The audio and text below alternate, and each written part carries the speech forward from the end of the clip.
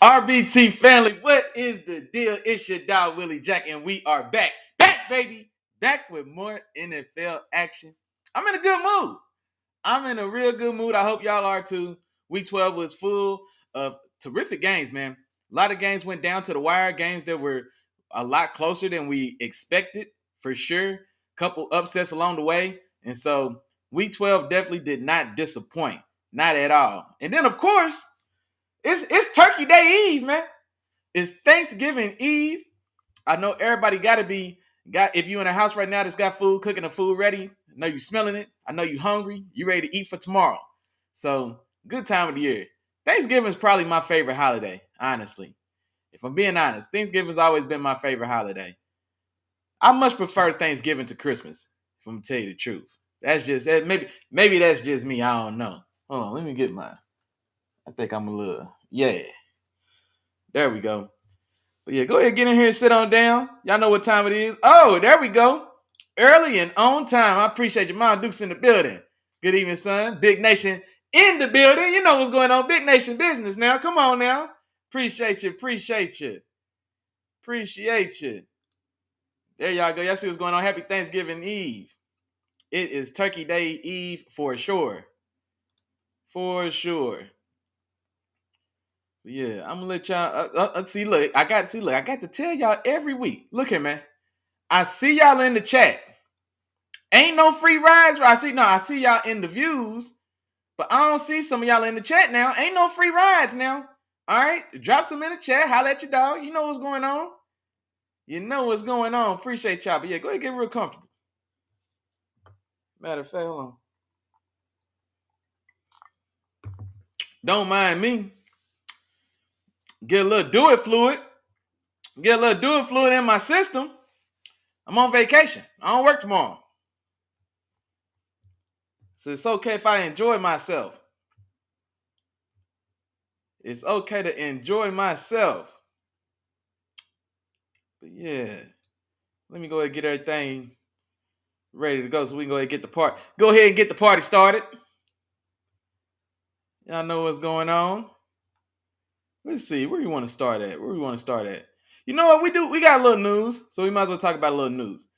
So Daniel Jones, quarterback for the last few years for the New York Giants.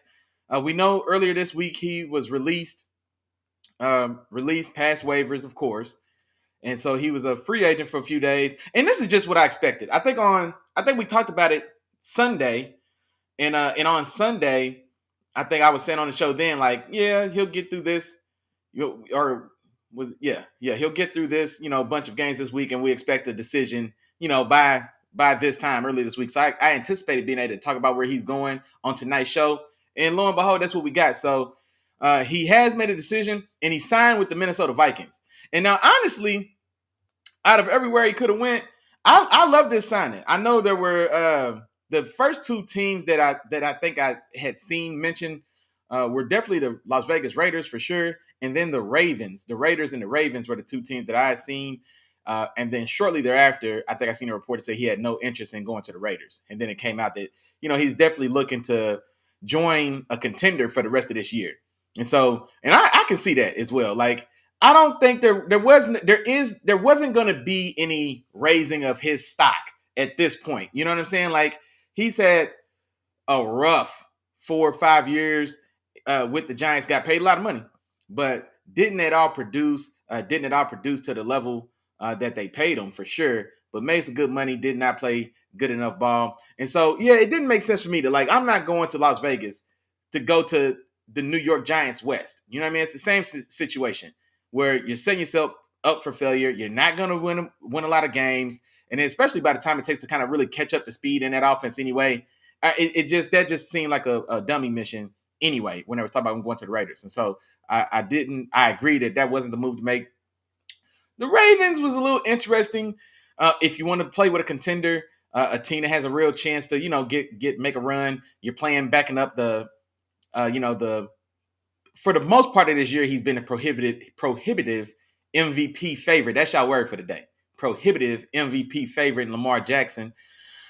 But chances are odds of you, for one, I don't necessarily know if that offense is really tailored. It didn't seem like he's an athletic guy, but that's still not necessarily the style of ball that he plays or that he is probably going to play in the future or that would, maximize what he does. So I say all that to say the move to sign with the Vikings was terrific.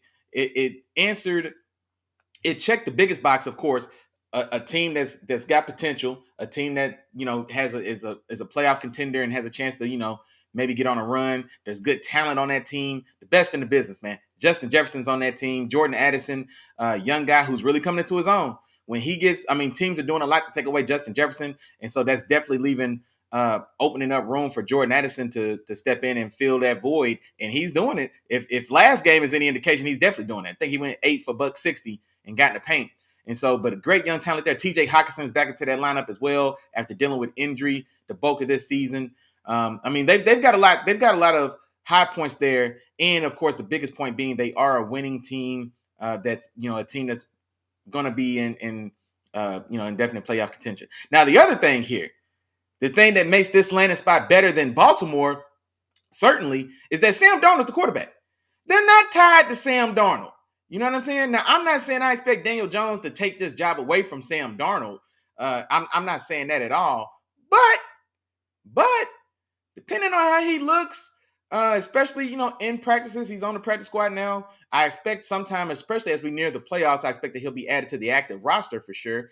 But he's got a chance to maybe turn some heads behind the scenes. And so we know Sam Darnold's there on just a short-term kind of bridge deal. J.J. McCarthy, their top draft pick in quarterback, he gets hurt in the preseason. So, Sam Darnold was probably speculatively going to be maybe a starting situation similar to what we saw from Jacoby Brissett in New England. Maybe he starts a few games and then they ease J.J. in, or depending on how good they felt about J.J., it could have been J.J.'s job right out the gate. But be that as it may, Sam Darnold gets that job and he runs with it.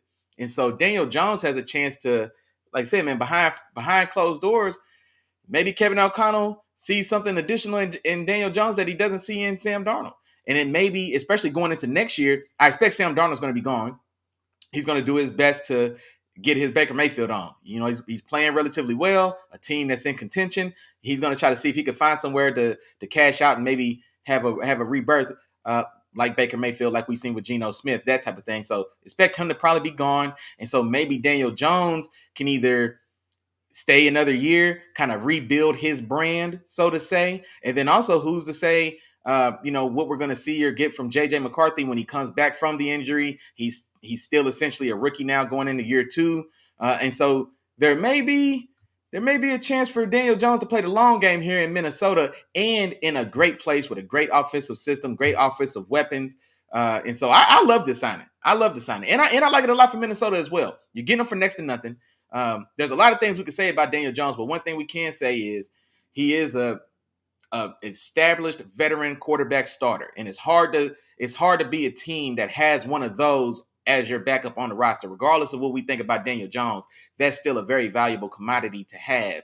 And so I love the signing. I really do. And honestly, he's not worse than Sam Darnold. And there's a chance, especially in this new system, etc. Who's to say he couldn't mimic or even outperform what they've seen from Darnold, just looking, like I said, playing a long game, looking ahead. But so I say all that to say I really do love that move for Daniel Jones, and I like it a lot for the Vikings as well. So I'm not mad at that at all. Auntie done got to the building. What's going on? Happy Turkey Eve. Happy Turkey Day Eve for sure. But now let's keep it pushing, man. There's another thing, some other stuff I want to talk about as well, man. I know this is Wednesday, all right? I know this is the Wednesday show. I know this. I do. I know we normally do the college spotlight on Sunday. I know this. I do. But we got to talk. It's some things we got to talk about, okay? So the college football awards finalists, they've the bulk of them, if not all, have been announced. And so, there's some usual suspects, of course, guys that we expect to see there are there for the most part. But the glaring missing participant for one of the nation's or college football's top awards, Travis Hunter, universally recognized. He should be. And I can't even say universally recognized, which is crazy. I can't even say universally recognized because there's folks that refuse to recognize it. But college football's best player, Travis Hunter, wide receiver and cornerback from the University of Colorado. He was not announced as a finalist for the Jim Thorpe Award. Now, the Jim Thorpe Award is given to the nation's best cornerback. Now, I don't know. Not if we knew nothing else. If we knew nothing else other than that, that's enough to be a head scratcher. What are we doing? What are we doing? Not at all to say he's got to win. I'm not saying that. He's not a finalist. He's not in the running. He's not in the running. And here's the thing about it as well. Now it's or maybe I said cornerback, but I guess it's defensive backs and not just specifically for corners because the guys nominated are safeties. Is it all three safeties? Jahdae Barron from Texas. I believe he's a safety. You don't know who he is because we don't know him. Respectfully. Not to say he's not a baller. Not to say he's not cold. Not to say he's not. I'm not taking anything away from him or his game. You don't know his name. Period. You know what I mean? Like Will Johnson's not on this list. He's been the number one cornerback in football since last year, or considered. You know what I mean? So he's not on this list either.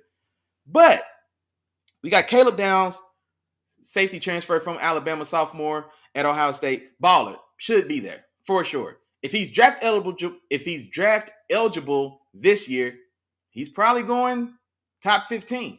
You know what I mean? And that's pretty high for a safety. You know what I mean? Think about guys like Derwin James and Minkah Fitzpatrick. Those are the last guys I'm trying to think off the top of my head here. Those are the last two guys I could think of that were drafted like that highly as pure safeties. And so he would be right there in that mix. Like I said, top 15, very high rank, very high draft position for a safety, a pure safety at that. Malachi Starks, safety from Georgia. I like him a lot too. He's jumped off film for the last 2 years for me. Yeah, I want to say 2 years. No. Last year for sure. I always remember that Oregon game when I was looking at Oregon film against Georgia last year, and he jumped off that year then. He's a stud. He's a baller. Probably not as high a prospect as Caleb Downs is, but that's not a knock because Caleb Downs is looking like one of the ones. You know what I'm saying? One of those guys. But still, if you told me you were drafting Malachi Starks in the bottom of the first round, yeah, all right. I can get on board. You know what I mean? Depending on who you are, whatever. I'm not knocking any of these guys is what I'm getting at. But you mean to tell me that Travis Hunter doesn't even deserve to be on the ballot? That's what we're talking about. Not that he's got to win. He doesn't have to win. But you telling me he doesn't deserve to be on the ballot? That's the problem. And it's not just a problem for me. Any and every sports pundit that you see or hear on ESPN, NFL Network, Twitter, Facebook, TikTok, whatever, you name it, anybody who's seen the list and who's involved or interested has to be scratching their head like, so he didn't even make the list? He didn't even make the list. He's not even on the ballot. That's the part that's head scratching. Man, hold on, man. Hey, a real one in the building, man. Hey, man, shout out to my dog, Terrible Time Walker. Hold it down, of course, for them Houston Texans. Letting everybody know them Texans still going to the Super Bowl. Appreciate you, big dog. And matter of fact, if you heard the news, man, let me know how you feel about this in the chat, man, because this is really blowing my mind, bro. Travis Hunter, not on the ballot for the Jim Thorpe Award. Now, that's egregious. Now, this is what even makes it takes it from being egregious to laughable, because let me tell you the awards that Travis Hunter is a finalist for. He's the favorite for the Heisman Trophy. Goes without saying. That's not a surprise or shock to anyone. Shout out to Ashton Jeanty. I hate it had to be you, dog. I hate it had to be you, Ashton. But hey, man, it's the wrong year. It's the wrong year, big dog. He's up. He's the league leader, or he's the favorite for the Heisman. Bet. He's a finalist for the Biletnikoff Award. That's the nation's top receiver. Warranted. He's a stud. He's a guy. One of the league leaders in touchdowns. I don't have to explain it. What's understood don't have to be explained. He's a finalist for the nation's top receiver in the country award. Deservedly so. Boom. The Maxwell Award. Maxwell Award rewards the best all-around player in college football. He's a finalist for that award. Makes sense. The Paul Hornung Award. The Paul Hornung Award is awarded to the nation's most versatile player. Who does the most on the football field? That one goes without saying. Plays offense, plays defense. If they let him return kicks, he might have ran one or two of them hoes back. We'll never know. Finalists for that. The Walter Camp. I'm still listing awards. And these are the big awards. Who knows what other smaller regional conference style awards? Those go without saying. These are the top awards. Walter Camp for the overall player of the year. Not to be confused with the Heisman. How do we differentiate that? Because the Heisman's awarded to the best player in college football. Walter Camp is also the player of the year in college football. Whatever. Tomato. He's a finalist for it. And then last but not least, this is the one that if nothing else made sense, if nothing else pissed you off just a little bit about the situation with the Jim Thorpe Award, this is the one. He's a finalist for the Chuck Bednarik Award. That's college football's defensive player of the year. You mean to tell me? Look at me when I'm talking to you. You mean to tell me that a man could be the best player? He could be the best defensive player in college football and not be the best player at his position? No. Let me rephrase that. Start over. You mean to tell me that a man could be the best defensive player in college football and not be on the ballot to be considered the best player at his position? Make it make sense. You got to do one before you... I'm thinking one leads to the other. If I'm in consideration as the best defensive player in football, I only play one position on defense. I must be cold at that one position on defense because they think I might be the best defensive player overall. So my defensive positional shit stuff, goes without saying. I perform so well at my defensive position that I'm a finalist for Defensive Player of the Award. And yet, I'm not on the ballot for my position. Come on, man. Stop it. Stop. What are we doing? What are we doing? What are we doing, Jim Thorpe Award Committee? Make it make the math don't math. It don't make sense. Man, look, let me calm down. I'm going to calm myself down before I say something I don't want to. It's outrageous. It's outrageous to say the least. But like I said, man, it's not a shot at any of the guys that are finalists. Caleb Downs is a baller, is a player. You know what I'm saying? Real deal. Real McCoy. Top 15 player in this year's draft if he was eligible. He's a stud. He'll be top 15. He'll threaten top 10 next year. Boys is waiting on him. They waiting on him to be able to take him in the league. It's all good. Malachi Starks. I like Malachi Starks. I've been waiting on Malachi Starks since last year. Go watch his Oregon tape. Interception on the left sideline. Come on, man. I hope that's Malachi Starks the highlight I'm thinking of. Be that as it may, baller, stud. Like him a lot.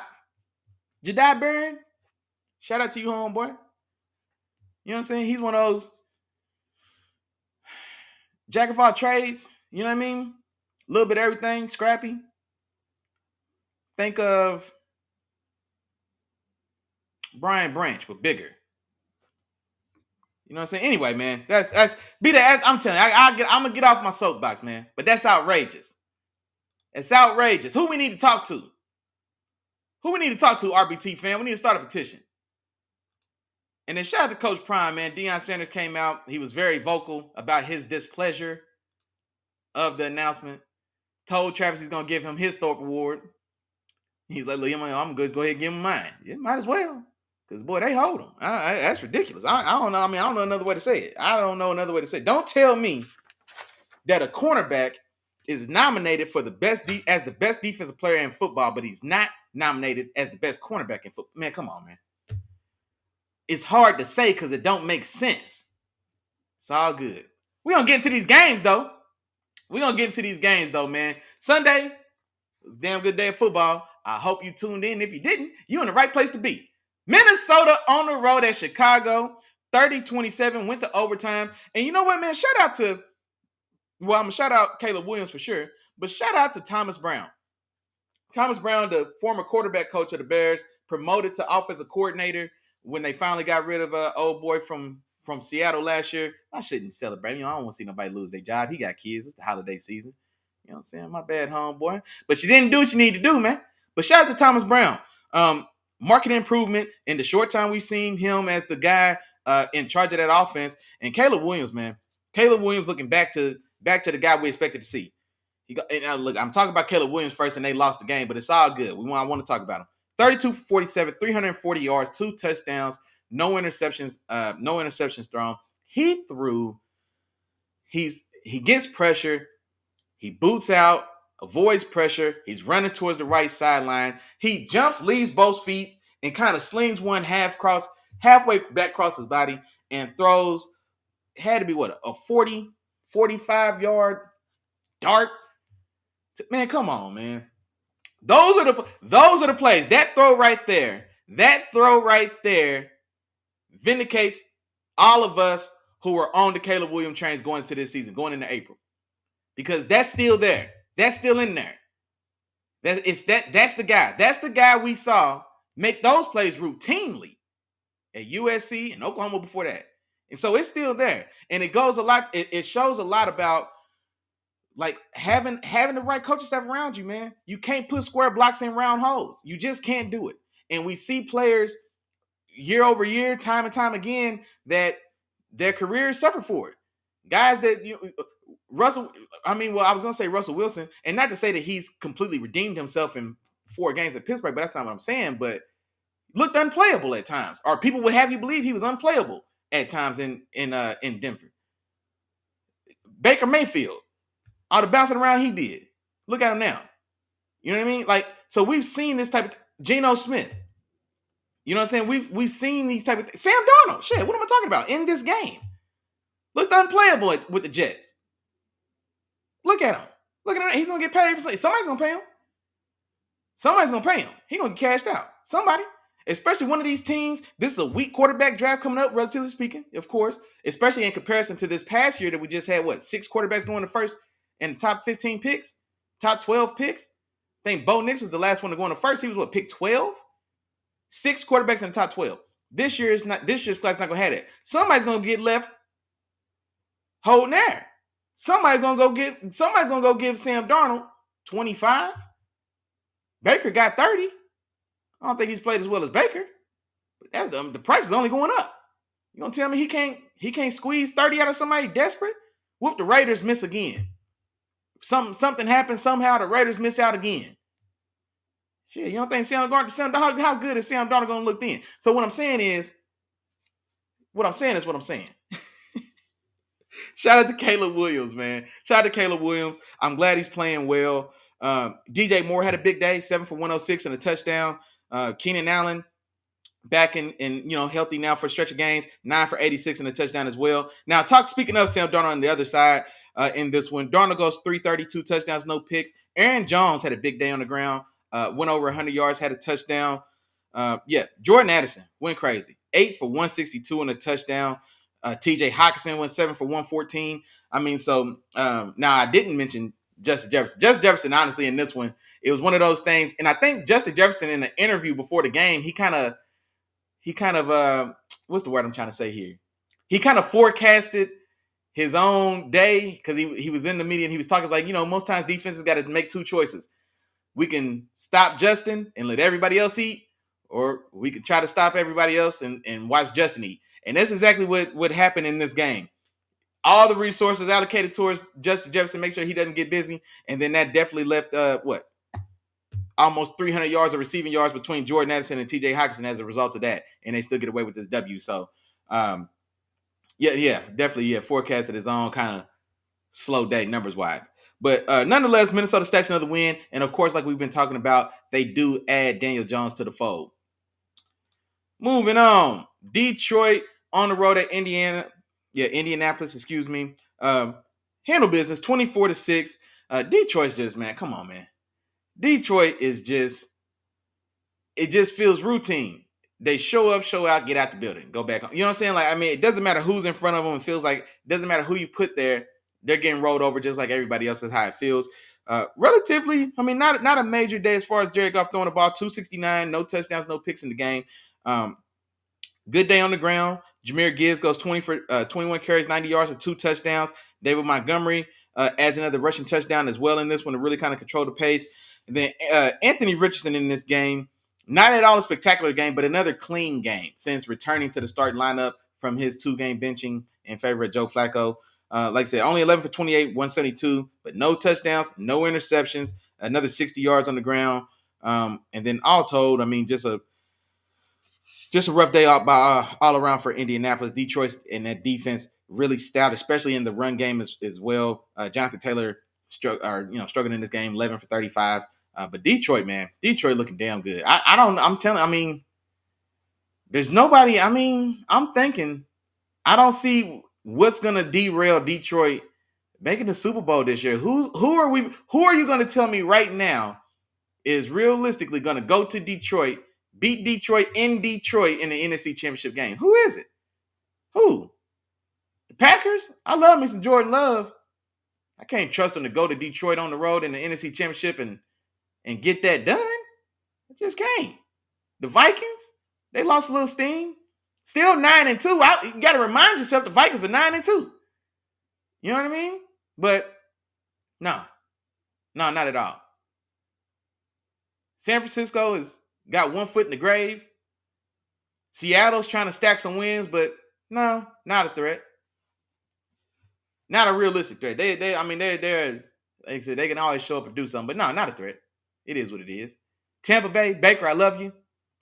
The only team to beat. Oh, I got to slow down. Because Baker, Big Baker, went to Detroit to start the season, got sacked 5 times by Aiden Hutchinson, still left with a W. Now, can they do it again in the playoffs? NFC Championship? I don't know. That's a tall order. So who's stopping Detroit? Y'all got to let me know, man. Who's stopping Detroit on the way to the Super Bowl? Oh, hey, man, shout out to my dog, Keandre, man. Golly, man. Golly. Hey, I appreciate you, man. Let me get these comments on the board. I didn't even know you slid in the building, dog.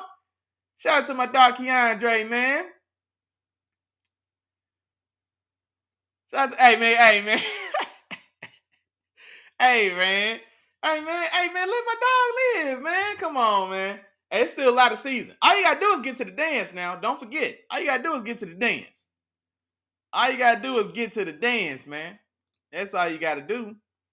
But now I don't see who's going to stand in the way of Detroit representing the NFC in this year's Super Bowl, man. I don't see it. They could beat you any and every which way. You want to slow down the passing game? That's cool. Let Gibbs and Montgomery go out there and go crazy. We'll run for 300 yards. Oh, you want to stop the run game? Oh, okay. Yeah, that's cool. Jared can go out there and throw 400 on like 25 of 27 passing. Crazy shit, man. Come on, man. What can you do? What can you do? The defense, Aaron Glenn got that defense playing damn good. Hate to see what happened with Aiden Hutchinson, man, missing out on this. That defense is stingy. Damn stout, aggressive, feisty. Love it, man. What we gonna do with Detroit? Moving on, though, man. New England on the road at Miami. Miami gets this done 34-15. And yeah, man, kind of like we've been talking about, I think Miami, when they with Tua back in the lineup, they lost that first one. I think they may have lost the first 2. They lost the first one for sure. I think they lost the first 2. But they've been on a 3-game winning streak now, stacking wins. Tua goes 300 yards, 4 touchdowns, no picks in this one. A-Chain has a slow day yardage-wise, but does get in paint twice, 2 receiver touchdowns. Jalen Waddle has his best game of the season by far, 8 for 144 and a touchdown. And Jonnu Smith now has got to paint these last 2 weeks. Another big day for him, 9 for 87 and a touchdown. Drake May, for his part, 220 yards, 1 touchdown, 1 pick, lost a fumble. I ain't gonna talk about nothing else over there. But no, Miami stacking some wins, man. And like I said, that 7th seed in the AFC is gonna get damn tight, man. Miami's making a push. Cincinnati's still not out of it. We've got the Chargers, the Broncos, Chargers and the Broncos. Somebody, one of those guys are going to be kind of in that mix. Thugging it out for the somewhere around that 6-7 seed, and so it's getting real. It's getting real interesting, man. This race is about to heat up in the AFC for sure. But the heat up in the AFC for sure. Tampa Bay on the road at New York. Tampa Bay handles their business. First game back for Mike Evans since he left that Ravens game. I think that was week 3. I want to say that he had been dealing with a hamstring injury, injures the hamstring early in that game. He's been out, I want to say has it been like 7-8 weeks? It's been at least 6, somewhere between 6-7 weeks. I feel like maybe it wasn't maybe it wasn't week 3 then. But anyway, be that as it may, his first game back goes 5 for 68. Big Baker Mayfield goes for 294 as a rushing touchdown as well. Shout out to Bucky Irving, man, rookie running back from Oregon. Yeah, I'm tripping. From Oregon. Has really kind of taken over as the premier back or the lead back in that backfield for Tampa Bay. 12 for 87 and a touchdown. Also add another 64 yards receiving. The only thing I want to talk about in the Giants in this one, and this is how you know, man, God don't like ugly.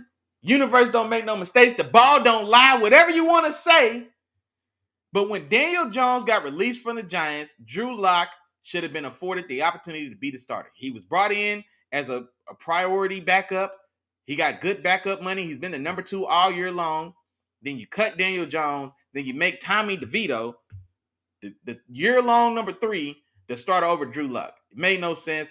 The Giants trying to be cheap. You want to be cheap, you should have saved $40 million that you gave to Daniel Jones these last 2 years. You all right? You know what I'm saying? Whatever their reasoning was, we know it was to do with money. We don't have to know the specifics to know it was a green decision and not a decision that was best for the blue and white. Be that as it may, and I hate for it to be at your expense, Tommy DeVito. I'm not celebrating your injury, but he's hurt.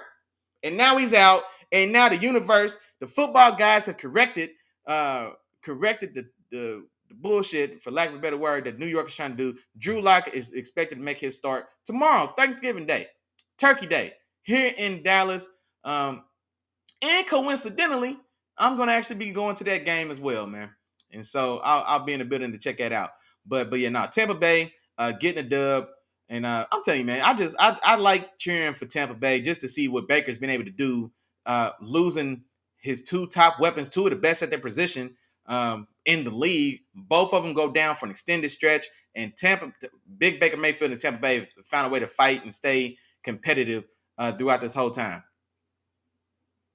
My dog Keanu just said, what happened to those Chargers? Oh, yeah, we're going to get to them for sure. Matter of fact, where's my dog Isaiah at? So, Isaiah, you ain't going to pull up, dog? Come on, man. Isaiah, you ain't going to pull up, man? We're going to have to talk about it, man. He got time to get in here. Dallas on the road at Washington in a upset of sorts. I think it's fair to call this an upset. I don't know if too many people thought that Dallas was going to, with Cooper Rush, go to Washington and get a dub there. But no, Dallas pulls this one out 34-26. Some fireworks in this one, especially to close the game. A lot of things just fell into the right place. Everything that could go wrong went wrong for Washington. And then on the other side of that, everything that could have went right for Dallas. They get this dub. Cooper Rush goes for 247 and 2 touchdowns. Rico Dowdle has 86 yards on the ground. CeeDee Lamb 67. Michael Parsons had 2 sacks in this one. Now that that's all out the way, we can get to the nitty gritty. Kayvon Turpin, I think at this point, it's a 3-point game. I think it's 20-17. Washington kicks the ball off. Kevondre Turpin mishandles or misplays the kickoff. It goes through his hands or goes through his legs to the goal line.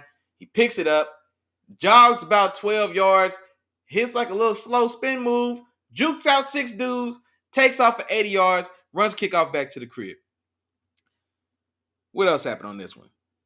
But be that as it may, Washington battles back. They fight to get back in this game. I'm doing a lot of skipping around because the fourth quarter, the end of this game is where it really got dicey. Okay, so now probably one of the more entertaining or most shocking or one of the plays of the year so far this year was the Hail Mary between Washington and Chicago. We all know the play. Tariq Stevenson is waving and talking trash to the crowd. The play's live. They chuck the Hail Mary. He runs over and actually tips the ball to Noah Brown, who catches it butt naked in the end zone to win the game like I said, at the end with a Hail Mary. Similar situation. It's 27-20 Dallas to end this game. It's fourth down. I believe it was fourth down. Like fourth and long. Jaden Daniels, let's go. It was like an out and up style of route. I want to say I'm gonna call it an out and up for lack of a better word, because it wasn't just a pure just go route. Just it was a Hail Mary of sorts, but not in a traditional way you're thinking. Not like it was for Chicago. Scary Terry ran some style of like out and up or something, like some type of switch release. Whatever the case, it's takes like a 40-yard pass and runs to the end zone, turns into an 86-yard touchdown. Now it's 26-27. Washington needs an extra point to tie the game. Extra point ties the game. And what happens, of course, they miss the extra point. Now they're down one. It's 27-26. Now you've got to go for the onside kick. So they go through the onside kick. And what does the kicker do? Well, maybe I can't put this one on the kicker. I don't know. No, I'm putting it on him. He should have hit the extra point. What does the kicker do? Gives us a piss poor onside kick if you're Washington. And then shout out to Wanye Thomas, was the guy on the hands team for Dallas. He recovers the inept onside kick, returns it 43 yards for a touchdown. Just to add salt in the wound. Just to add salt to Washington's wound. Not only does your kicker mix the extra point, he leaves a onside kick short, and then Dallas, like I said, throwing a little salt in the room. Not only did we just recover the ball, we'll go take a couple knees, get out of here with the dub. Nah, I'm going to the crib. Pick it up 43 yards later. I'm going to the crib, and now it's 34-26 ball game. Man, I tell you what, Washington, it's been a rough month for Washington. I think this is 4 losses in a row now. They started out pretty hot. They were 7-2, I want to say. Then they had an ugly 3-game stretch. They ran into Baltimore, Pittsburgh, and then Philadelphia on a short week. Then they get a bye week. Now you're at home against Dallas with Cooper Rush. You would think, okay, this is one we need to get this dub, get our mojo back, get back in the groove. And nah, you have this type of performance here. And so, rough day at the office for the Commanders, but was definitely a fun and entertaining game to see, man, especially like I said, as it closed out towards the end. So entertaining nonetheless. But moving on. Oh, Keandre in this thing, man. Keandre in here to talk about everybody but them Chiefs. Let's talk about these chefs a little bit, man. Kansas City goes to Carolina and almost did a little tricking. Almost tricked it on off, man. Gets taken to the wire by the Carolina Panthers. They get out of there. They get out of there with a W, 30-27. Now, also, this is the thing about this game as well. And I guess I'm talking about the Panther side, but much the way I was talking about Caleb Williams and his performance in a losing effort, albeit to the Vikings, but the way his individual play, especially from what we'd seen over the last month or so, was greatly improved. And that's exactly what happened with Bryce Young as well. Bryce Young has really played. He's played very well since returning to the starting lineup.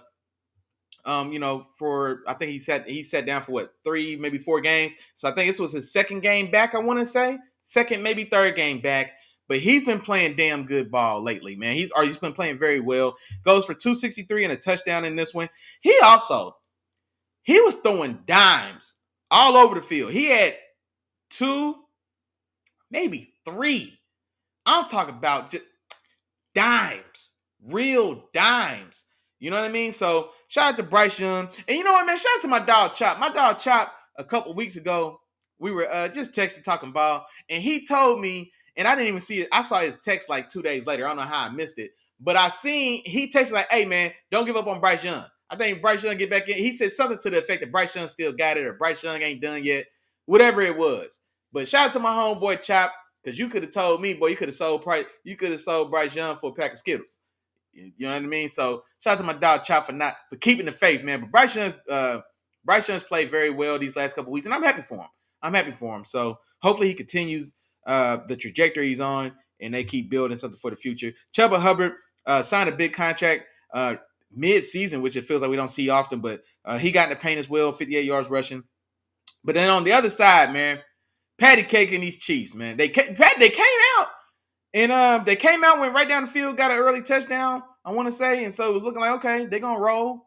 I think when I talked about the game Sunday, I thought the Chargers, may give a little resistance, but I never imagined it be 30-27 down to a game-winning field goal as time expired. Never thought we'd get to that point. Hey, shout out to my dog Keandre. Hey, go get the dub. That's all. Hey, don't tell me about. Hey, don't. What'd you say? Cause don't worry about the details. Tell me the results. That's just what happened. But Patty goes 267, 3 touchdowns, no picks, adds another 60 yards rushing. And man, I tell you, man, how is the league still not figured out this slow ass Mahomes scramble? He's not Lamar in the open field. He's not Big Josh Allen in the open field. And yet it never fails. It never fails. When it's crunch time, when he needs it, Patty will pull a 30-yard scramble out of his ass, boy. And can't nobody stop it. You can't catch him. You can't touch him. He's holding the ball loosey-goosey. You know what I'm saying? He's tiptoeing on the sideline. Guys, I don't know. He did it again. That Mahomes magic, man. Shout out to him. But I think he the play of this game for sure. 33-yard scramble. Then I think after the scramble, they got him in the field goal range. They kicked the game-winning field goal with 2 seconds left to win the game 30-27. Big day for Noah Gray. 4 for 66 and 2 touchdowns. And then D-Hop gets in the paint as well. But man, I'm telling you, man, these Chiefs are living on the edge. But they keep finding a way to get it done. My dog Keandre said, that little pump he be doing, bro. That little pump everybody bites on it. And what's crazy is because like he don't even be like in a throwing position when he do it. He be like square. He be like square doing like this, and he'll pump you. But you still gotta go. Man, he'll pump you. That's crazy. Man, Paul, hey, my fault. Pause. Y'all might not have caught it. I heard it back myself, and I had to stop myself. He'll throw a pump fake, but you gotta bite on it because it's Patty. Like, it's Patty. Like, he do that. Like, he'll shoot a fadeaway for 40 yards. You know what I'm saying? Like, flick wrist. Like, it'll happen. But yeah, guys bite on it, man. And then he damn sure just slide right by. He just slide right on by. So, shout out to the Chiefs, man. You did say something. I think you did say something about Noah Gray. I think you did say something about Noah Gray, Keandre. I ain't gonna hold you. I think you did shout out Noah Gray like 3-4 weeks ago. You really did, bruh. I gotta get it to you. He had 2 tubs in a row. He had 2 touchdowns last week too. No, last week was that the game against the Broncos, right? Where y'all blocked the kick to win. Or you saying he scored both them touchdowns against the Broncos? Am I tripping? Oh, hey, if he did, man, hey, shout out to bruh. But no, I do remember you holding it down for Noah Gray. I really do. So yeah, shout out to my dog Keandre. Man, this one's for you and Noah Gray, bro. I appreciate you. But yeah, shout out to Noah Gray. Shout out to them Chiefs too, man. What, 10-1? 10-1, and I think if y'all win this coming week, if y'all beat the Chargers, I think y'all clinch our playoff. Spot if y'all beat the Chargers at home this coming week. Moving on, man. Tennessee at Houston. This one I feel comfortable calling this one an upset, man. I feel comfortable calling this one an upset a little bit. Tennessee on the road to Houston. Now, Houston's not playing their best ball, definitely. But I still didn't expect Will Levis and the Titans to go to Houston and get a dub, and that's exactly what they did, man. Levis goes 278, 2 touchdowns and a pick. Tony Pollard. Free TP, man. My dog TP. Free TP was a whole campaign.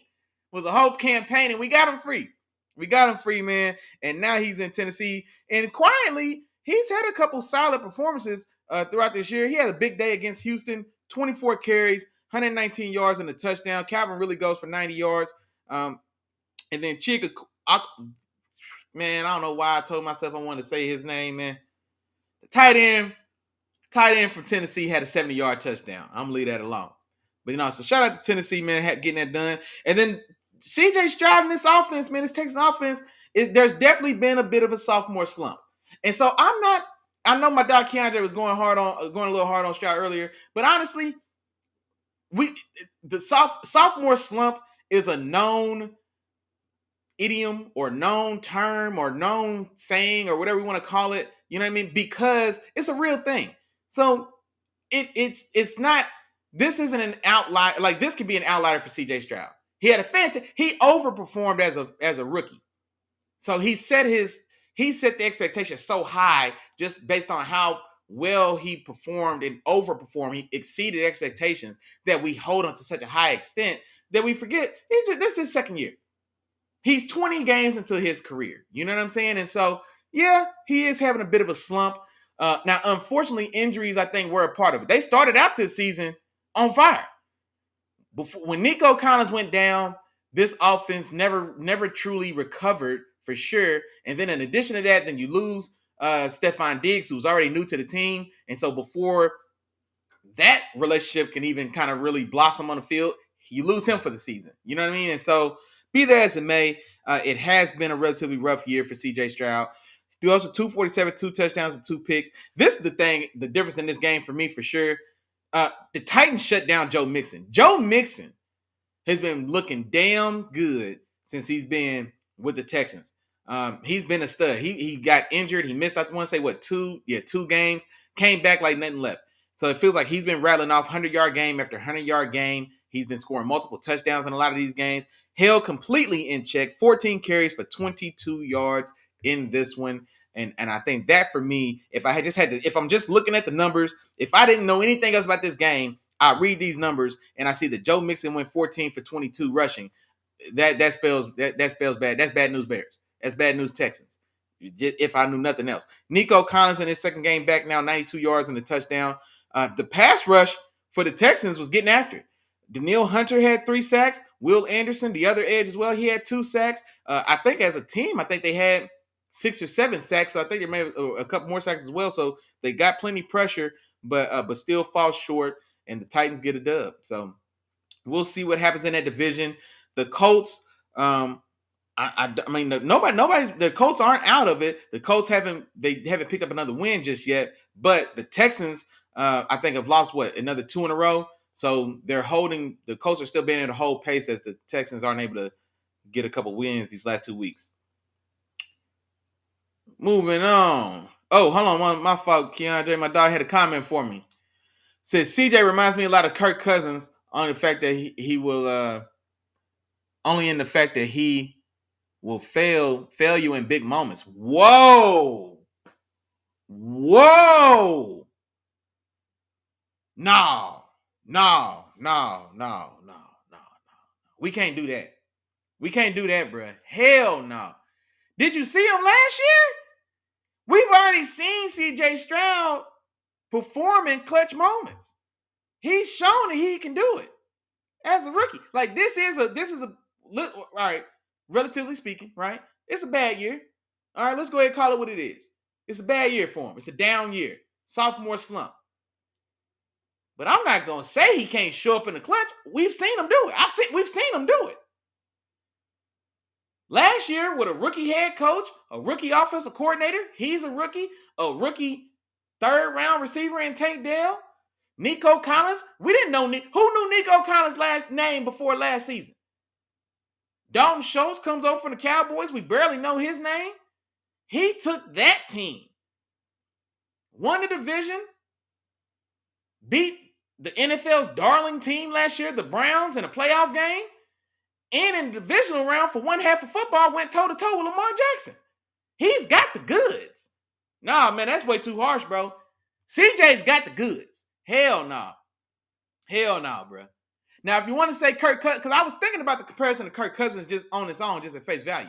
Because I can see, there's a part of me that understands where you were going with that, because I think his arm's a little stronger than Kirk. But it's not a wow you arm, but I do think it's a little stronger than Kirk. But as far as he can be surgical he can be surgical with the ball. He operates well on time. I think he's got more to offer than Kirk Cousins, because I think he has shown us the ability that he can extend plays. We didn't even see it that much at Ohio State, excuse me. And until he played Georgia for the last game of his career.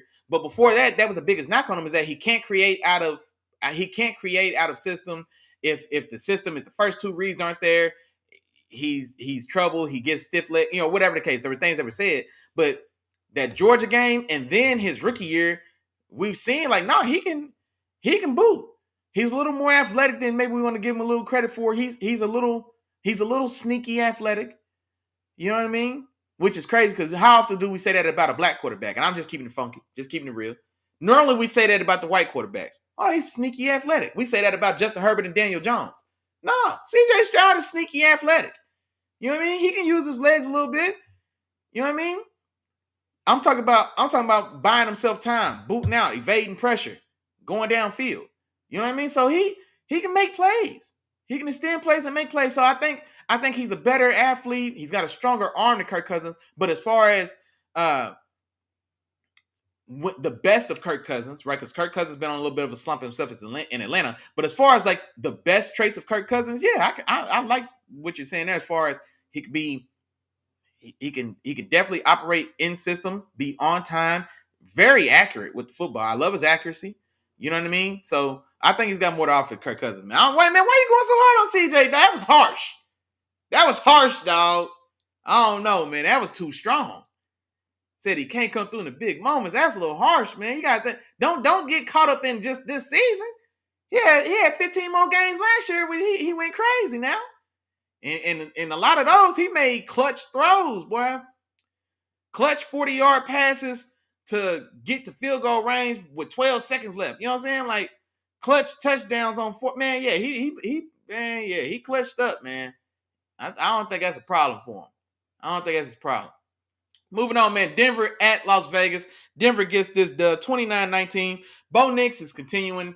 And I think now, last week, if it was still a discussion, Bo Nix and Jaden Daniels for the leader in the hen house for Offensive Rookie of the Year, Bo Nix has got to be supplanted him now. If you wanted to give Jaden Daniels one more week to, if you wanted to pull the trigger slow, if you said, you know what, let me give them one more. They had a rough 3-week stretch. Now they got a bye week. We'll see what they do in that. If you wanted to give Jaden Daniels that grace, I think he's out of grace now. Bo Nix is the guy.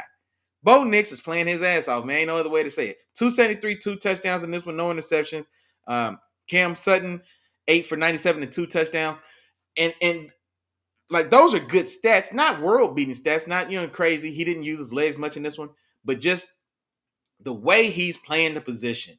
The throws he's making, the placement of the throws that he's playing phenomenal. So shout out to Bo Nix, man. Playing damn good. On the other side, Gardner Minshew gets injured in this game. His season's over. I think he fractured his collarbone, I want to say. And so Aiden O'Connell back into the start lineup. Jacoby Myers, the only bright spot for the Raiders. He went 10 catches, 121 yards. But no, this is about Bo Nix, man. Your Offensive Rookie of the Year. Continuing on. And here's the thing as well.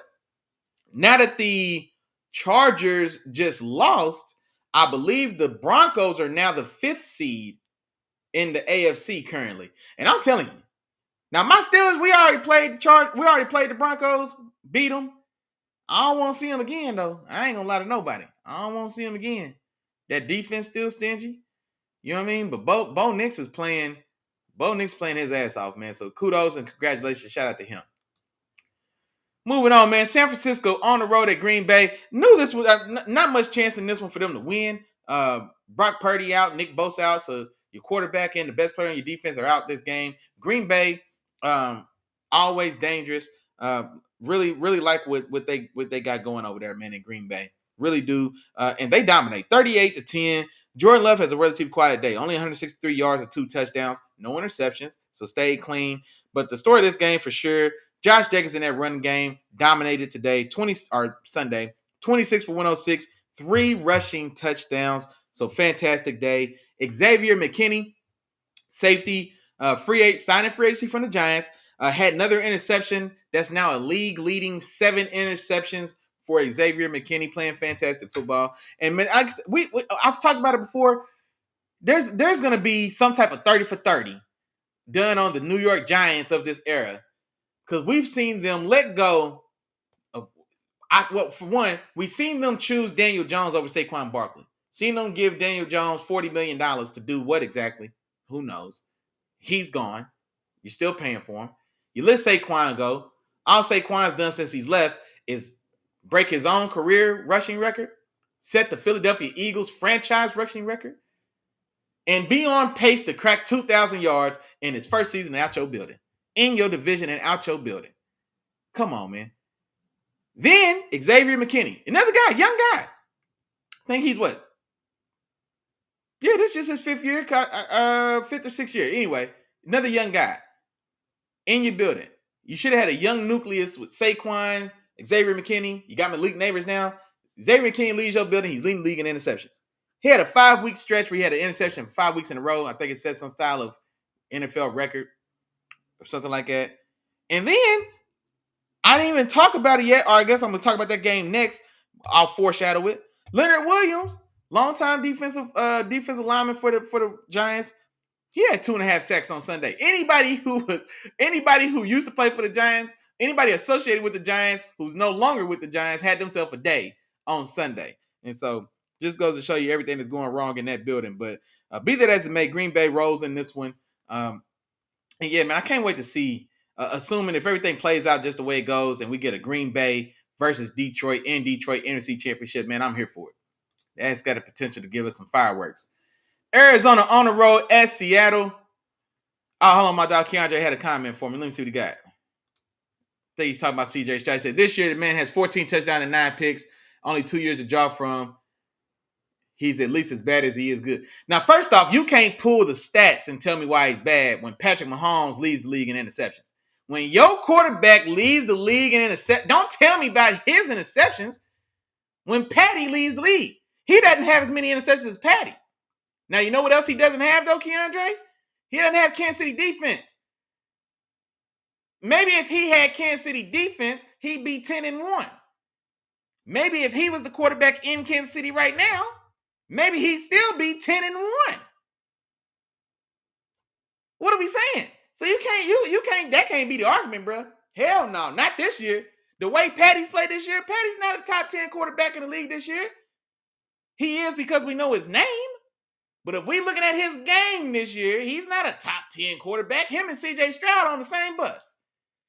CJ Stroud and Patrick Mahomes on the same struggle bus. I see you talking 9-1. 9-1 is the Kansas City Chiefs record. That ain't the Patrick Mahomes record. You know what, Patrick Mahomes, if CJ Stroud's record is 14-9, what's Patrick Mahomes? Because I know he leads the league in interceptions. Does he got 16 touchdowns? Is he 16-11? No, I guess he did just throw 2 touchdowns against Carolina. So come on, man. You can't do that. Hell no. Not with Patty playing the way he's playing right now. Patty's playing. Man, look. Hey, yeah, you can't do that this year. Hell no. Not this year, bruh. Not the way Patty's playing. That can't fly. If this was another year, Patty wasn't playing like ass. Because Patty's playing like ass, bruh. Patty's playing like ass. Outside of 3 games that were relatively clean, he's been shitty. Ain't no other way around it. We don't go hard on, nobody else will go hard on him because his name's Patrick Mahomes. We know what he did. And I respect it too. He's already a top 5 quarterback to ever play football. I'm not taking away nothing from his record, his resume. He still got all those stripes on his jacket. Don't change the fact he's playing terrible football by and large this season, though. We got to keep it real now. Keep it real. He said, what's the C on Pat's chest stand for? Captain? He's a team captain. I believe. Yeah, he's got to be. Yeah, he's a captain. Keep it going, man. Keep it going. Sunday night, man. Philadelphia goes to LA and has themselves a ball. 37-20. The star of this show, Saquon Barkley. My goodness. 26 for 255 and 2 touchdowns.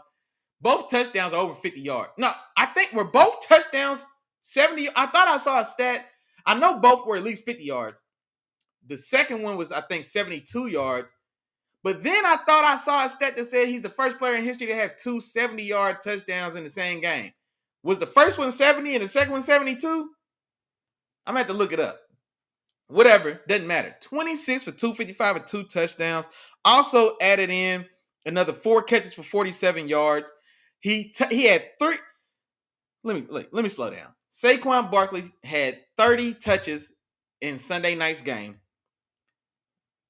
Had over 300 yards on 30 touches and 2 touchdowns. That's fantastic. That's fantastic. That's a fantastic bravo performance from Saquon Barkley. He's taking over the league as the top rusher in the league, yardage wise, taking it over from Derrick Henry.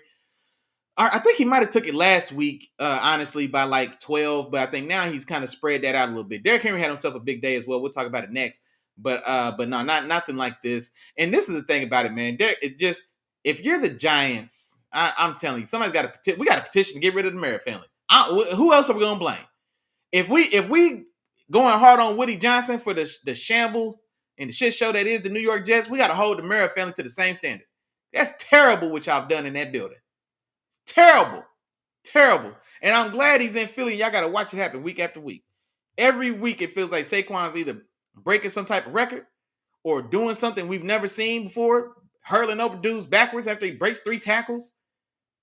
Going crazy week after week. And meanwhile, the New York Giants are sitting there overpaying Daniel Jones. Then you get him out your building and you try to pay it. Then you try to play a guy named Tommy DeVito. He gets hurt. Now you finally got to play Drew Luck. It serves you right, New York. But has himself a big day, man. 300 yards on 30 touches.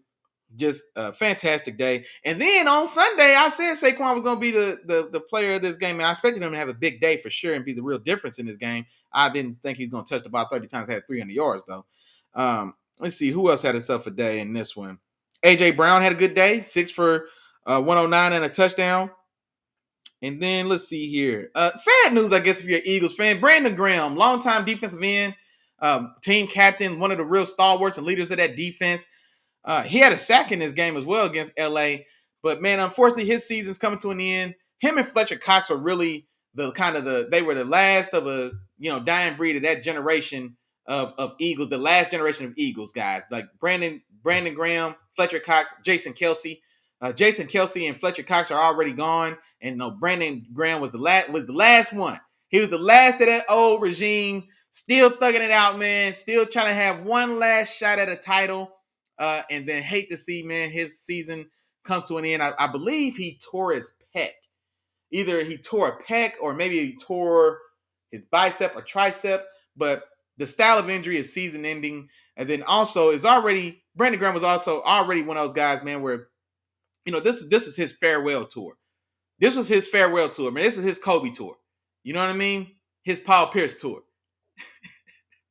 if you will. But this was already his Kobe farewell tour, man. His Derek Jeter tour. And now with the team performing as well as they are, really hitting the groove, probably the team that has the best chance to maybe threaten the Lions, in my opinion, with the way they're playing now. And then to see his year come to an end, man, and chances are, man, this could be his career coming to an end. I think Brandon Graham is older than me, or maybe as old as me. You know what I mean? He's 35, 36, 37, something like that, man. He might as well be 70 years old in football years. You know what I'm saying? And so now to get this style of injury, man, especially this late in the season, I just don't imagine realistically that he comes back, man. So hate to see him, his farewell tour, you know what I'm saying, get cut short the way it did, man, due to injury. So shout out to you, Brandon Graham, man. Entertaining player. Probably one of the best trash talkers. Like if you ever hear him mic'd up or hear clips of him on NFL Network or whatever, but he's hilarious for one. And so shout out to Brandon Graham, man. Job well done, man. Career well done. If this is the last we've seen of you, homeboy, I want to give you some flowers, man, because you were a good guy, man. My dog Keandre said he's a Chief and we'll see you on Christmas. Oh, I'm ready. Playing in our presence will be the Steelers' present. Hey, man, look. Hey, all I'm gonna tell you is, look. Hey, I can't wait, man. I want just tell Patty to keep giving out gifts, man. Patty done gave out a lot of gifts this year. Just tell him don't be stingy. Don't be stingy when y'all get to Pittsburgh. Oh, look who's in the building. Hell no. Look, hey, my dog Hoppy in the building. My dog Hoppy done got in the building. Hey, Hoppy gonna show up right when we start talking Chief smack. Right when we start talking Chief smack, here comes Hoppy. Shout out to my dog, man. He said, hold this L. Hey, look, just last week, tell my dog Keandre, Just tell Patty to keep giving out gifts. All right. I don't want Patty to run out of presents before Christmas. Because Patty done gave out a lot of gifts now. Patty been giving out gifts all season. Tell him don't stop when you get to Pittsburgh on Christmas. That's all I ask. That's all I ask, man. As long as he's still giving out gifts, that's all. I'll take it. I'll take my chances, man. I'll take it. Hey, I ain't gonna lie, man. Hey, Hoppy, I was telling my dog Keandre, y'all been playing with fire, man. That 10-1 is 5 plays away from being 6-5, bruh. That 10-1 looks a lot. That 10-1, if we squint real hard at that 10-1, looks a lot like 6-5. Looks a lot like 7-4. I'm just saying. Hey, Hoppy. Hoppy. I ain't forgot. I'm not gonna let you get off with that, Hoppy, because when my Steelers was 11-0, and I try to tell y'all, hey man, we're 11-0. I don't care how it look, it's a dub. Y'all wouldn't let me chill. Y'all wouldn't let me live. When my Steelers was 11-0, y'all was on my head. And now that y'all 10-1, and it looked just as ugly as my 11-0, now y'all want me to be cool. See how y'all do me? Come on, man. See how y'all do me? No, I ain't gonna lie. Chris Jones is always gonna be a problem. Chris Jones is always gonna be a problem, especially on the interior of my offensive line, man. My interior of the offensive line is the strength, but they're young. I got 2 rookies up there balling, but man, Myles Garrett ate their lunch. He said, "But did you win? Hey, you ain't 3-peat yet. Don't get ahead of yourself. Don't get ahead of yourself now. You ain't 3-peat yet. We'll see. We'll see." Matter of fact, what's next, man? Oh, the Monday night game, man. Let's talk a little Baltimore on the road against the Chargers. Baltimore gets this done 30-23. I think it felt. I mean, it felt clear that Baltimore was the better team for sure. The Chargers do get a fourth quarter touchdown to kind of tighten the game up, but honestly, even still, it just felt like they were clearly the better team. I know Herbert and the Chargers, they came out, they got a touchdown early, but Lamar and the Ravens, they had a couple kind of odd penalties. Looked like it was trying to be a little home cooking in LA, if I'm being honest. Looked a little like it's gonna be a little home cooking in LA, but the Ravens were able to, settle down, really lean into that running game and really just control this game for the bulk of it for sure. Relatively quiet day for Lamar, 177 passing yards, did throw 2 touchdowns, no picks, did have a rushing touchdown, early in the game. I think their first touchdown. Highlight play of this game for sure. Though it was a quiet day, had a highlight touchdown pass to Rashad Bateman on the left sideline. Man, beautiful pass, 40 yards, drops it in a bucket, and shout out to Rashad Bateman, man. So tremendous ball tracking, tremendous concentration, and makes a very tough catch right there in the left corner of the end zone for a touchdown. So definitely a highlight of that game. Derrick Henry, like I said, had himself a big day. Derrick Henry's day yesterday, it kind of, by comparison to Saquon Barkley, it kind of felt like imagine like Scottie Pippen scoring 30 on a day that Jordan scores 50. You know what I mean? Like, we don't even notice the 30. 30 is a big day. You know what I mean? Man, Scottie went for 35, but nobody notices because MJ went for 50. That's how I feel about Derrick Henry. Derrick Henry balled yesterday. Monday night. 24 for 140. He did have a touchdown taken off the board for I think illegal formation. And then I think the very next play, Lamar runs it in for like a 10-yard touchdown or whatever the case. So he doesn't get a touchdown in this game, but he definitely was dominant. Justice Hill had an explosive 50-yard touchdown run in this game as well. Mark Andrews, this thing on that Mark Andrews touchdown, man, if y'all saw it, I don't know how in the hell did the first referee try to call him out of bounds? Like, I don't know. It was terrible. Like I said, the officiating in that Chargers game, man, especially early on, it felt awfully, I don't know, somebody had their finger on the scale. I don't know what else to say, because I don't know how he missed that call. Thank God somebody else came and got in his ear like, hey, man, you making this look bad. It was an obvious effing touchdown. Stop playing. Put your hands in there. Because, it was ridiculous. It was ridiculous.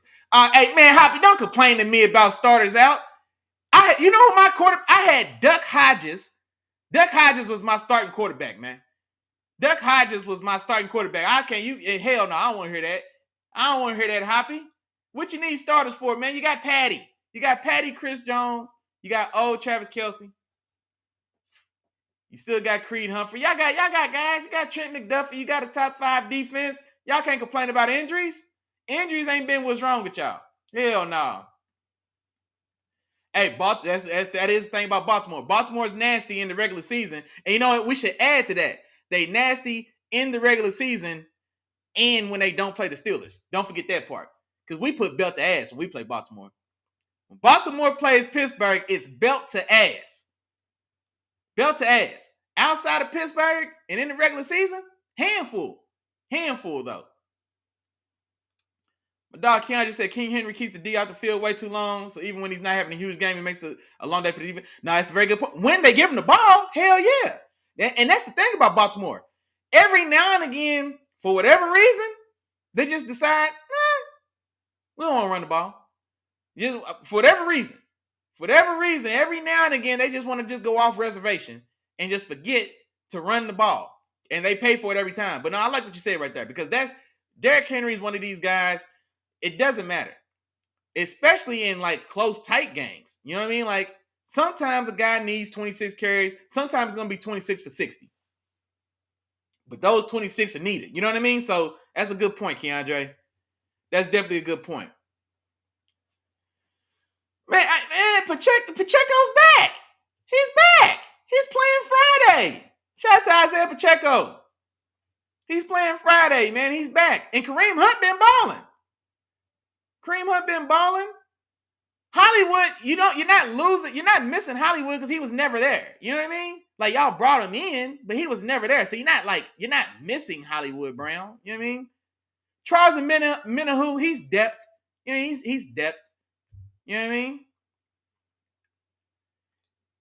Yeah, I've been through a lot of kickers. I'll give you that. Yeah, I've been through a lot of kickers. He said, could it be load management with Hendry? Hell no. Not at all. It's the Ravens offense. I'm trying to, what's the coordinator name? Damn. Now I can't think of the coordinator's name. It's strictly the coordinator. It's the coordinator. It's the coordinator. Nothing else. It's not no damn load management. Hell no. Hell no.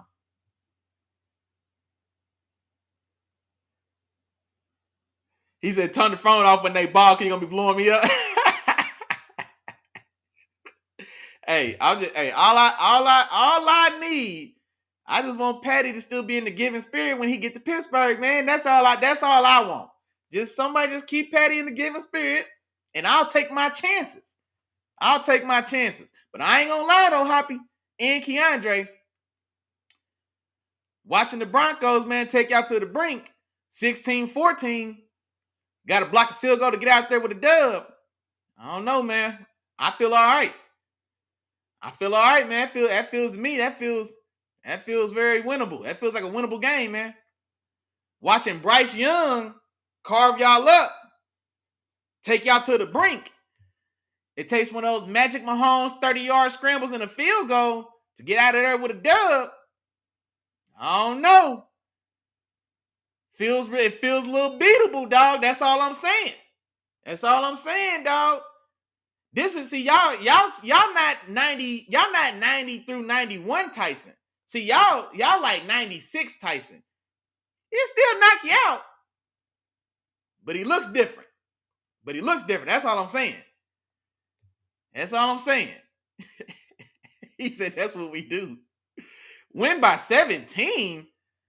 Man, you must have forgot who you talking to. Boy, you talking to the Steelers, boy, the best defense in the league. In Pittsburgh, in the cold, in Chris. No, I ain't gonna lie. The thing that sucks about this game for us is like we're gonna have 3 games in 10 days when y'all get there. We're gonna have 3 games in 10 days when y'all get there. Trash? Okay. All right. Thank God Isaiah Likely wears a size 15 shoe. Y'all should have lost the first game of the season. If Isaiah Likely wore a 13 instead of a 15, if you don't block a field goal, if Magic Mahomes doesn't find a way to evade, throw an awkward ass pump fake and run 30 yards. I'm telling you, bro, you're 5 plays from 500. You're 5 plays from 500. He said, hey, but Keandre said the same thing. We want to call game against the soft ass Dolphins. Hoppy, the Dolphins. The Dolphins. That's the one you're gonna go to? The Dolphins? Come on, man. The Dolphins. Now the excuses. All y'all had for me was excuses. But we injured. Our role players are out. Come on, man.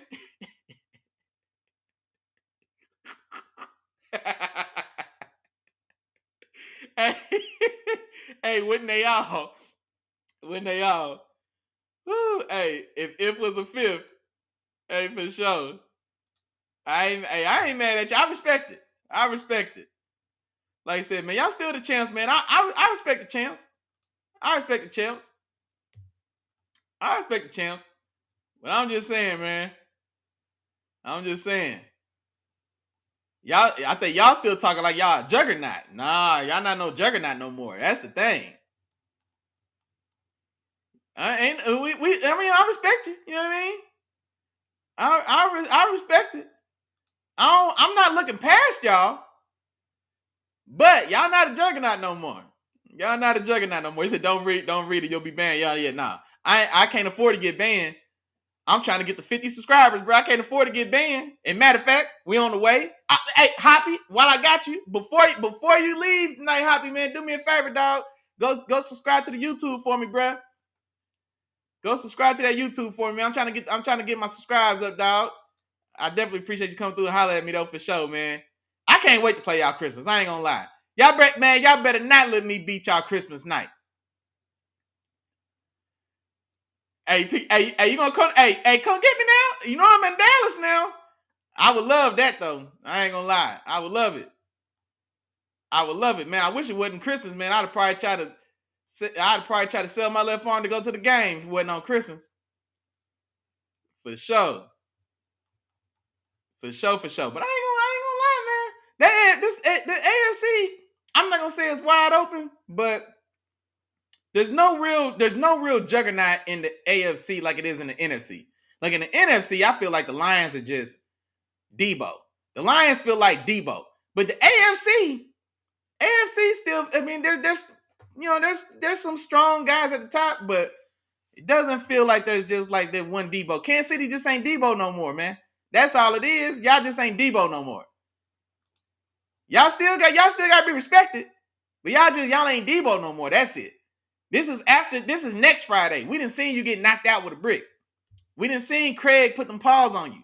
You still Debo, but we didn't see you bleed a little bit, man. That's all I'm saying. Hey, the NFC at the top is pretty solid, man. Lions, Eagles, Packers. Lions, Eagles, Packers. That's a pretty solid 3. And then you still got the Vikings. The Vikings are like I have to remind. I was just saying it earlier in the show. Like I got to remind myself that the Vikings are 9-2. Like it's the most underrated, the most like we forget that they're 9-2. They started 5-0. You know what I mean? So they've lost a little steam. If not for some poor officiating in LA, who knows if they might be 10-1 as well. But now they 9-2. So the NFC at the top is solid now. Lions, Eagles, and Packers. Lions and Eagles for sure. But I'll throw the Packers in there as well. The Packers are dangerous, man. Packers really are dangerous. But yeah. He said, we Craig. Man, hell no. Craig was an underdog. Y'all can't beat Craig. Y'all not. If anything, we Craig. If anything, we Craig. I hope we Craig. Because we don't. I hope we, boy, I can't wait. I hope we whoop y'all ass on Christmas. And I'm going to remind y'all of this conversation.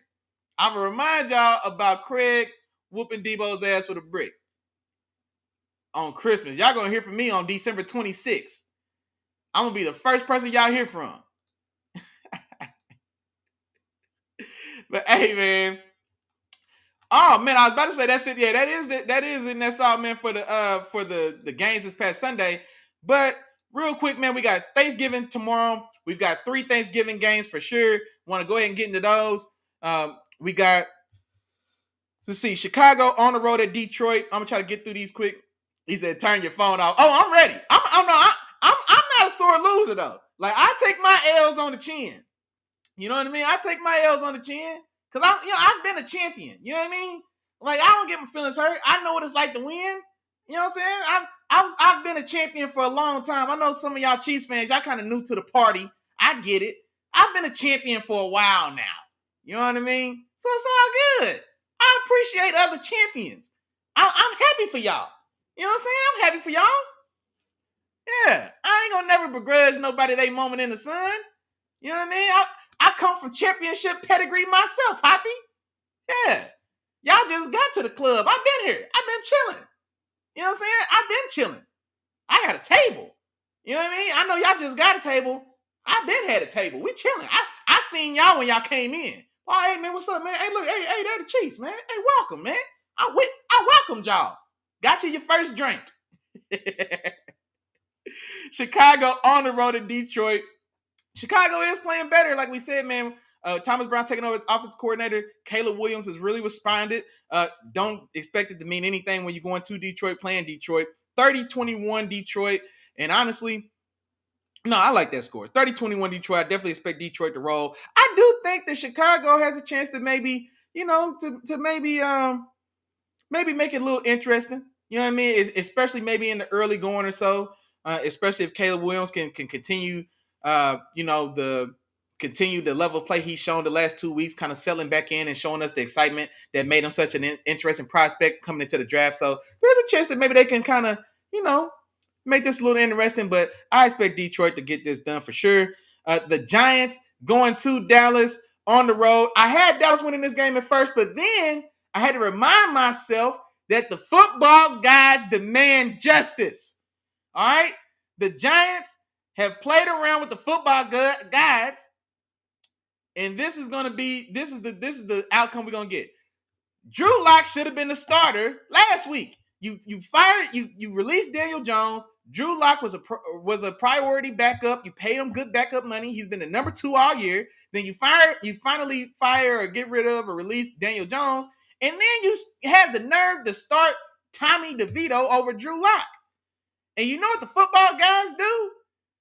They break Tommy DeVito's thumb or something like that. I'm sorry it had to be you, Tommy DeVito. I'm not cheering for your injury.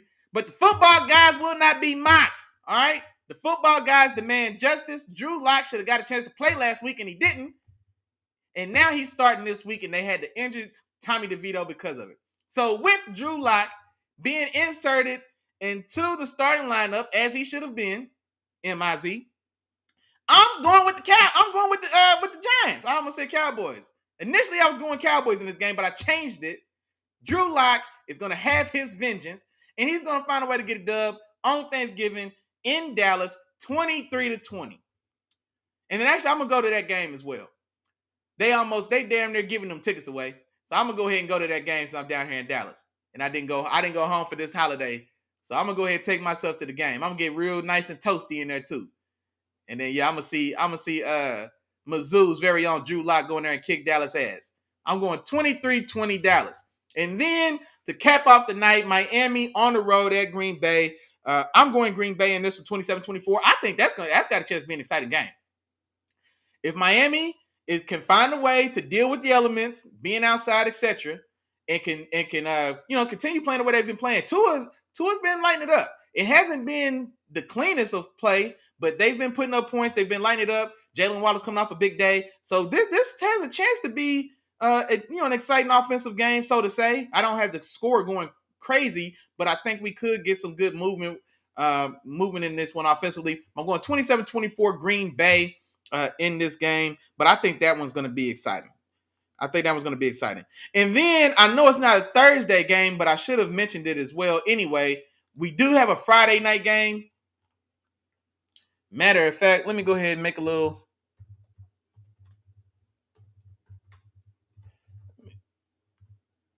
Let me go ahead and make a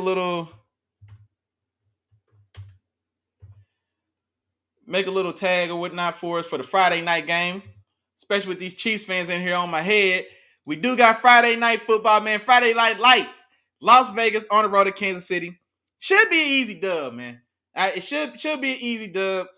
I'm going Kansas City 24-16 in this game. Max Crosby in that Raiders defense, from time to time, they find a way to just show up and just piss Patty off. They find a way to show up and just kind of be that angry, annoying gnat that won't get out your face. And sometimes they can make these games ugly and draw the Chiefs down into the mud with them. And every now and again, they figure out a way to come out on top of one of them. But I'm not going that far. But I'm going 24-16 Kansas City in this one, and that's your Friday night football game. Now officially, that's it. That's all. We came, we saw, we conquered. We knocked out all the Sunday games. We talked about the Thanksgiving games tomorrow. Even talked about the Friday Night Lights game in Kansas City. So with that being said, y'all know what time it is, man. It's time to close up shop. Tomorrow is Turkey Day. Happy holidays to everybody. But before we get out of there, I would be remiss if I didn't go through that real member roll call now. Shout out to Moms was first in the building as always. I appreciate you, lady, of course.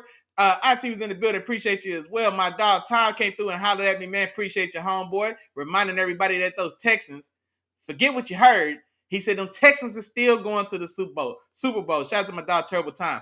My dog Keandre in the building, man. Holding it down for those Kansas City Chiefs. Of course, man, my dog Hoppy in here holding it down, doing the same. And y'all know what's going on, man. All right. It's Thursday. It's Wednesday. It's Thanksgiving Eve. I'm ready for some turkey. I'm ready for something. And so we're going to go ahead and wrap it up, man. Say the same thing every week, so feel free to say it with me at home. Here we go. If I forgot to say your name, damn, my bad.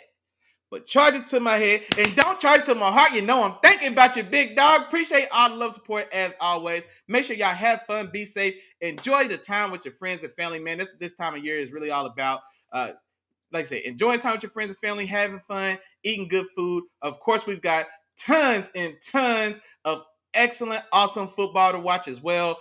Bleeding over not just into Thursday, but Friday as well. Of course, we'll be right back like we left. So, man, Sunday morning, 10 o'clock, tap in with your dog for the Sunday Fun Day morning football pregame show. Until then, I will see y'all Sunday at 10. Don't forget, play the outro music, and I'll holler at y'all.